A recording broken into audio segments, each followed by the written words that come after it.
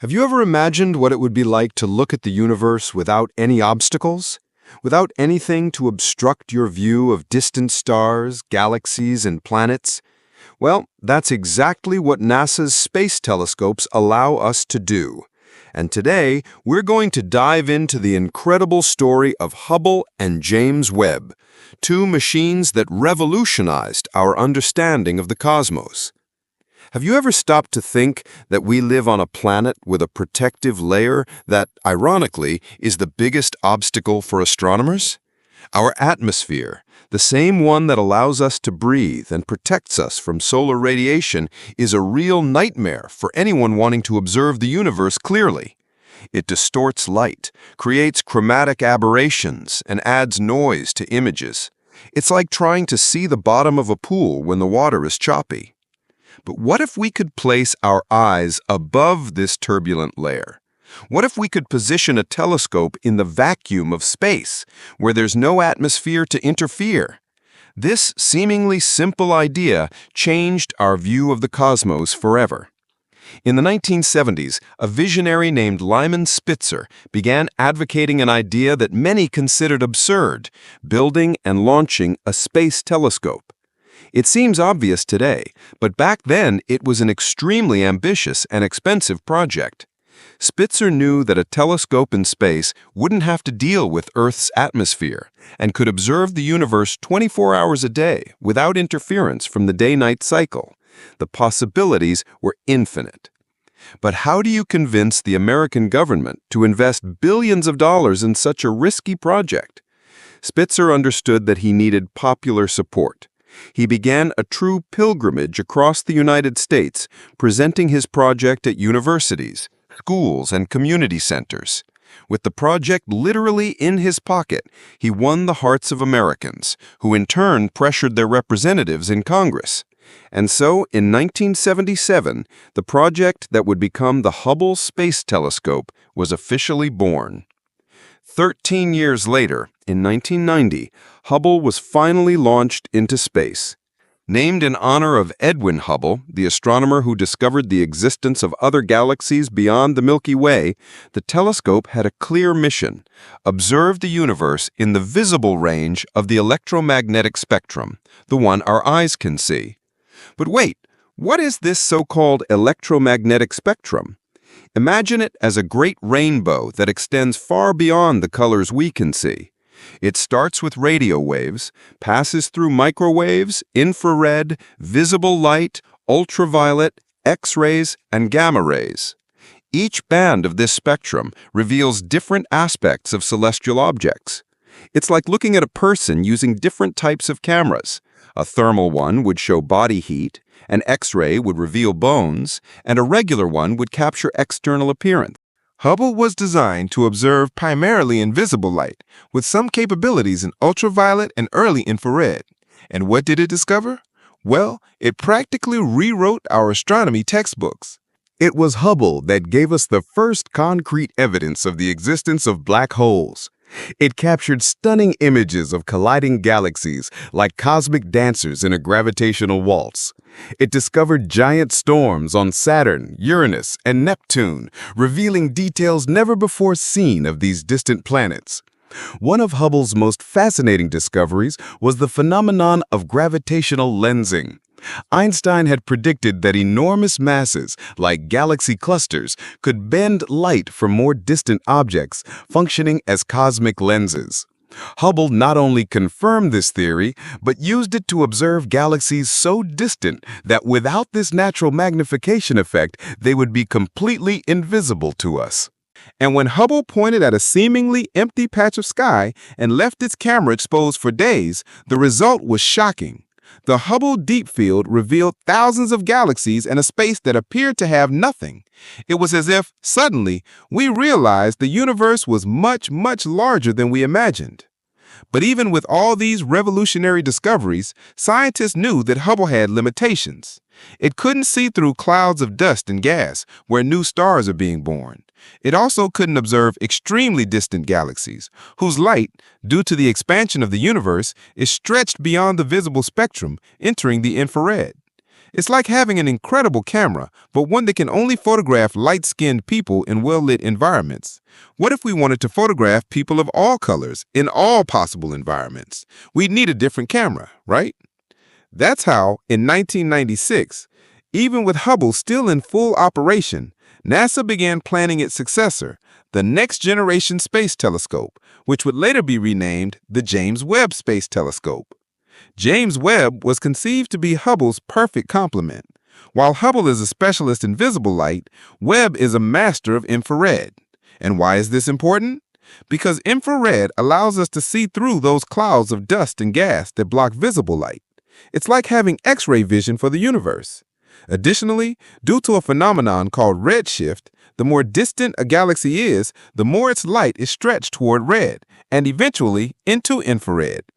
This means to observe the oldest and most distant galaxies, we need an infrared telescope. James Webb was designed exactly for this, to look further into space and, consequently, further back in time, potentially to the moment when the first galaxies formed after the Big Bang. But building a space infrared telescope is no easy task.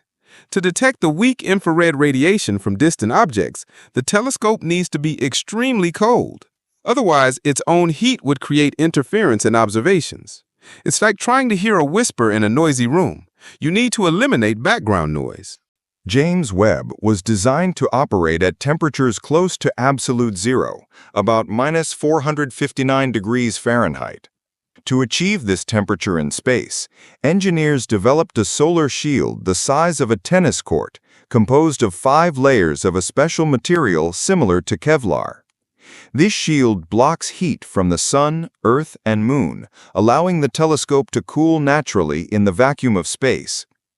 The James Webb project began in 1996, but actual construction only started in 2003 under the responsibility of Northrop Grumman. And that's when a saga of technical challenges, delays, and budget overruns began that almost led to the project's cancellation several times. Everything on James Webb was new, never before tested on such a large scale. The primary mirror, with a diameter of 21.3 feet, compared to Hubble's 7.9 feet, needed to be foldable to fit in the rocket. Made of beryllium and coated with gold, this mirror is composed of 18 hexagonal segments that would need to unfold and align with nanometric precision in space, a margin of error smaller than the thickness of a human hair. The solar shield also represented a huge challenge. How do you ensure that 5 layers of ultra-thin material, each the size of a tennis court, would unfold correctly in the vacuum of space without tearing or tangling? Engineers spent years developing and testing folding and unfolding mechanisms, always conscious that once in space there would be no second chance. In 2011, the James Webb project faced its most critical moment. Costs had already far exceeded the initial budget, and delays were accumulating. The American Congress even voted on its cancellation.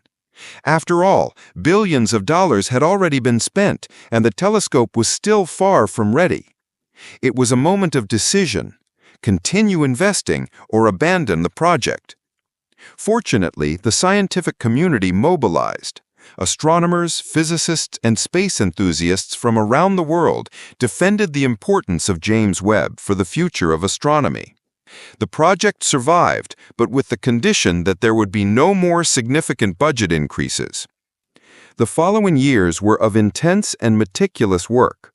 Each component of the telescope was exhaustively tested under conditions that simulated the space environment. There was no margin for error. Unlike Hubble, which orbits just 354 miles from Earth and could be repaired by astronauts when a defect was discovered in its primary mirror, James Webb would be positioned 930,000 miles from Earth, at the L2 point of the Earth-Sun system, too far for any repair mission. Finally, after 25 years of development, the James Webb Space Telescope was launched on December 25, 2021, a true Christmas gift for the global scientific community. In the following months, the world watched with hearts in their throats each stage of the telescope's deployment: the solar shield, the mirrors, the scientific instruments. Each successful step was celebrated as a victory, and when the telescope finally reached its destination and began sending the first images, the emotion was indescribable. James Webb's first images, released in July 2022, exceeded all expectations.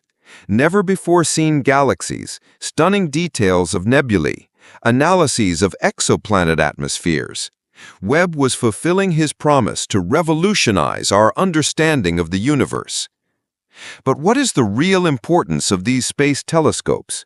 Why invest billions of dollars to look at distant stars when we have so many problems here on Earth? The answer lies in the profound impact these discoveries have on our understanding of the universe and our place in it. Each image from Hubble and James Webb tells us a story about our cosmic origins. They show us how stars are born, live, and die, how galaxies form and evolve, and potentially how life can arise in other worlds. Additionally, the technology developed for these telescopes has practical applications here on Earth. The advances in optics, materials, computing, and cryogenics necessary to build Hubble and James Webb benefit areas like medicine, communications, and energy. But perhaps the most profound benefit is the cultural and philosophical impact. The images from these telescopes show us the beauty and vastness of the cosmos, reminding us of our smallness and at the same time of our extraordinary capacity to understand the universe. They inspire new generations of scientists, engineers, and explorers, feeding our innate curiosity and our desire to discover. Hubble and James Webb represent the best of humanity: our curiosity, our ingenuity, our perseverance, and our capacity for international collaboration. They are testimonies to what we can achieve when we unite around a common goal, when we dare to dream big and work tirelessly to transform those dreams into reality. And while James Webb begins its journey of discoveries, scientists are already planning the next generation of space telescopes. Because exploration never ends. Each answer we find generates new questions. Each conquered horizon reveals new horizons to be explored. So the next time you look at the night sky, remember that up there, these incredible instruments are working tirelessly, capturing light from distant stars and galaxies, unraveling the mysteries of the cosmos, and expanding the limits of human knowledge. Hubble and James Webb are not just telescopes. They are time machines that allow us to look at the universe's past. They are bridges that connect our small Earth to the vast cosmos. They are humanity's eyes looking in wonder at the grandeur and beauty of the universe we call home. And if you enjoyed this video about NASA's incredible telescopes, don't forget to leave your like, subscribe to the channel, and activate notifications so you don't miss our next content about astronomy and space exploration. Share with your friends who are also interested in the universe, and leave in the comments which discovery from these telescopes you found most fascinating. Until the next video, where we'll continue our journey through the mysteries of the cosmos. Remember, looking at the stars is not just looking outward, but also looking at our origins. After all, as Carl Sagan said, we are all stardust.